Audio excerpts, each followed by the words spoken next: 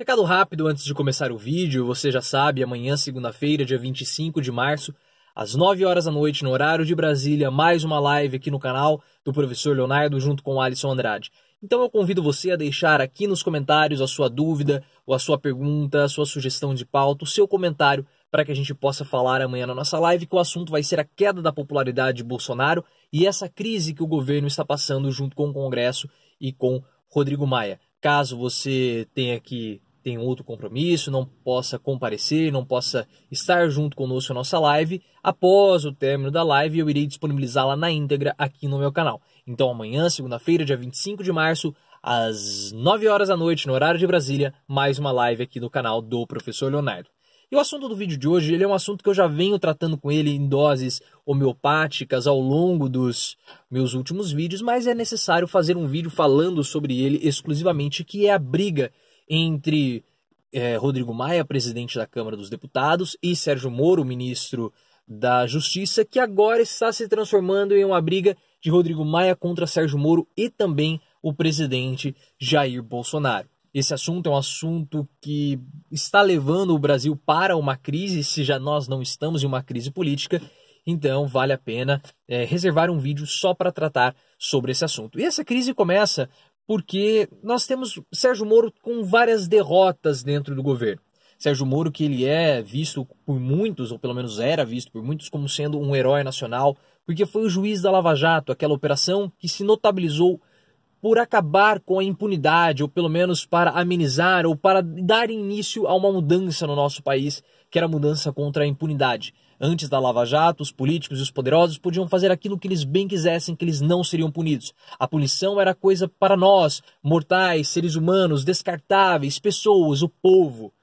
Que os políticos de nós apenas querem o voto. Mas com a Operação Lava Jato, alguns políticos começaram a ser presos, outros começaram a ser punidos, empresários, grandes corporações, e isso deu para o brasileiro um sentimento de que a justiça estava sendo feita. Só que existe uma outra questão, porque o Mensalão, lá atrás, no julgamento do Mensalão, que nós começamos a ter essa condenação dos poderosos, principalmente de políticos. Só que há uma coisa muito diferente entre o Mensalão e a Lava Jato.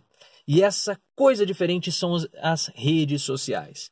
Com as redes sociais, a Lava Jato ela conseguiu se catapultar para a mídia de uma forma muito grande. E houve uma cobertura midiática porque foi dada à Operação Lava Jato um ar de espetáculo. E isso aumentou o poder de seus atores.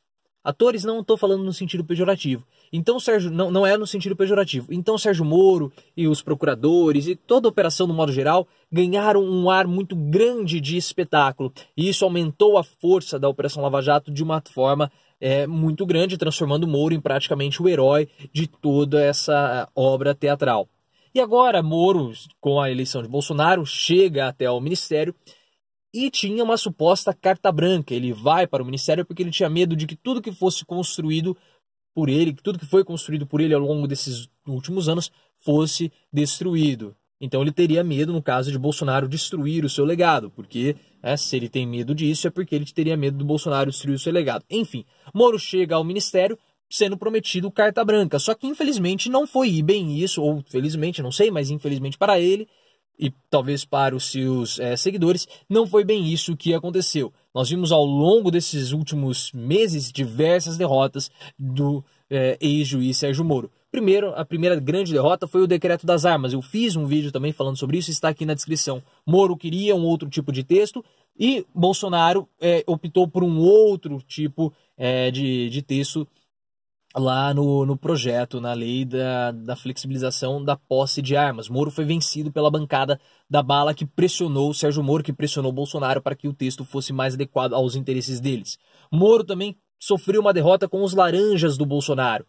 Com os laranjas do PSL, perdão. Quando nós tivemos o episódio dos laranjas, Moro foi omisso, então isso pegou muito mal para ele.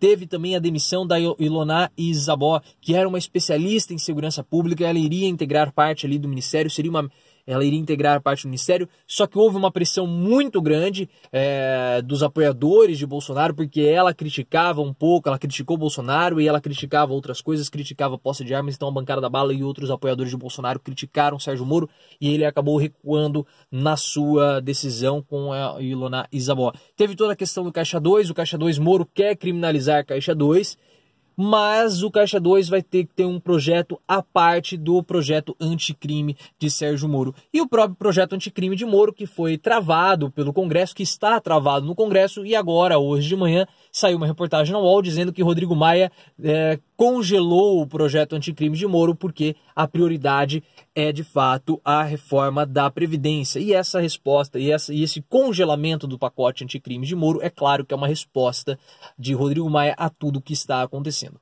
Mas o grande problema é que diversas derrotas seguidas de Moro acabam afetando o ego da pessoa. E isso é óbvio, porque Moro vive nesse mundo do espetáculo. A Lava Jato, ela é o espetáculo. E ele foi colocado, alçado a uma posição de herói. Ele tem mais popularidade do que o próprio presidente Jair Bolsonaro. Ele é a pessoa mais popular dentro do governo e ele é o pilar de sustentação do governo. Só que perceba, com essas seguidas derrotas, há sim uma questão pessoal, uma questão íntima, uma questão de talvez um ego ferido. Porque ao se ter de seguidas derrotas, a população, seus seguidores, olham para Moro e falam assim, bom, ele não era aquele super-herói, ele não era aquele super-homem que nós imaginávamos. E o crédito dele começa a cair. E é claro que ele pensa nisso. Ele não quer ter descrédito com a população. Ele não quer que a imagem dele acabe sendo deteriorada. Então ele começa a pressionar Rodrigo Maia para que o Rodrigo Maia possa aprovar o pacote anticrimes, até mesmo ligando de madrugada para o Rodrigo Maia, o que deixou o Rodrigo Maia absurdamente furioso, e Moro tomou um enorme esculacho de Rodrigo Maia publicamente. Rodrigo Maia acabou falando que Sérgio Moro era um funcionário. Se Bolsonaro quiser que o funcionário dele fale comigo, ele, Bolsonaro, que venha falar comigo. Falou que Moro deu um Ctrl-C, Ctrl-V, copiou e colou o pacote anticrimes, o que é uma vergonha, né, para o ministro Sérgio Moro, e disse que Moro não entende de política. E aí o que o Sérgio Moro fez? Há essa narrativa, porque é muita coincidência, né, as datas da prisão do Temer e da prisão do Moreira Franco. Moreira Franco, que era ministro de Minas e Energias do Michel Temer, ele é parente, ele é sogro do Rodrigo Maia. Então, há essa narrativa, há essa possibilidade da prisão de Temer ter sido uma resposta, uma retaliação à posição de Rodrigo Maia, e agora novamente ele retaliou o Sérgio Moro, congelando a votação do pacote anticrimes, mostrando que a prioridade é a reforma da Previdência. Então, o que aconteceu? A prisão do Michel Temer, do ex-presidente Temer, e também do Moreira Franco, soa como uma resposta de Sérgio Moro, uma pressão de Sérgio Moro em cima de Rodrigo Maia, e também uma pressão de Moro em cima, ou do governo em cima dos deputados. Então eu vi muitas pessoas da esquerda comemorando a prisão do Temer, e eu não vejo motivos para a prisão do Temer ser comemorada. É claro, ele é um corrupto, ele precisa ser julgado, mas as falas dos delegados, as falas da Operação Lava Jato, até a forma como foi feita, o espetáculo desnecessário que aquilo foi feito, é muito perigoso. Porque existem pontos nas falas dos delegados que transcendem o que está escrito no processo do Michel Temer. Então ele está sendo julgado por coisas que também estão fora do processo. E isso é errado, porque tem uma necessidade de passar por um rito. E o que começa a acontecer? A Lava Jato e todo aquele espetáculo desnecessário, gente filmando, estando transmitindo carros de polícia, completamente desnecessário. Qual que era o perigo que Michel Temer estava apresentando para ser feito daquela forma? É claro que aquilo é um espetáculo para ganhar apoio da população, para legitimar a ação da Operação Lava Jato. E eu vejo muitas pessoas de esquerda, muitas pessoas que são contrárias à reforma da Previdência, comemorando tudo isso. Principalmente as pessoas que são contrárias à reforma da Previdência, não podem comemorar. Porque o que acontece? A Operação Lava Jato, ela está se transformando em uma SS do governo Bolsonaro. A SS era aquela polícia, aquela organização paramilitar do partido nazista. E a Operação Lava Jato, ela está se transformando em um grupo, em uma organização, podemos dizer, paramilitar, para que o governo exerça pressão em cima dos parlamentares. Então não é questão, o político não precisa ter medo de roubar. Não precisa ter medo de fazer a sua corrupção. O medo que o político tem que ter é o medo de ser pego pela Lava Jato.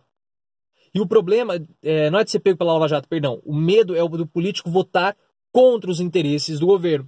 Porque você pode roubar, você pode fazer a sua corrupção, desde que você vote de acordo com os meus interesses, desde que você vote a favor dos interesses do governo. Porque caso contrário, se você for um entrave para o desenvolvimento do governo, se você for um entrave para os planos do governo, a Operação Lava Jato vai em cima de você. Então foi um recado dado.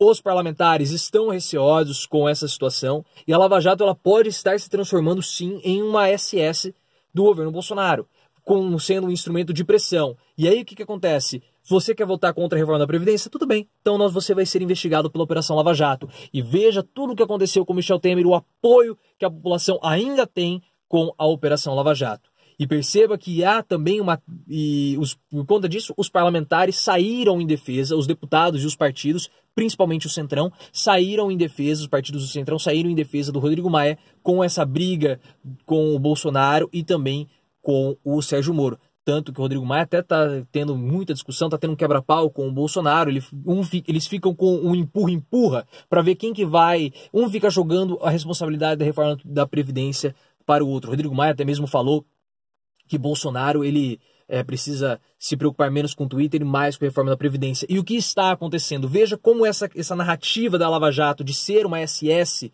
de ser um grupo paramilitar do governo, começa a ganhar força. Porque Bolsonaro ele quer imputar em Rodrigo Maia que Rodrigo Maia é a velha política. Então ele, Bolsonaro e Sérgio Moro são a nova política. Então está havendo um choque entre a nova política e a velha política. E é claro que a velha política tem toda uma questão pejorativa e negativa por trás. Então quando o Bolsonaro fala que o Rodrigo Maia é a velha política, o que ele quer fazer? Ele quer legitimar toda e qualquer ação da Lava Jato contra Rodrigo Maia, contra os deputados que são considerados a velha política. Então ele quer colocar a população ao lado da Lava Jato para exercer pressão em cima dos parlamentares, para que os parlamentares votem a favor do governo. Vejam como essa situação ela é muito perigosa e essa briga de Rodrigo Maia contra Bolsonaro e contra Sérgio Moro é muito danosa, tem um potencial absurdo para ser muito danosa para nós brasileiros. Mas o que você acha de toda essa situação?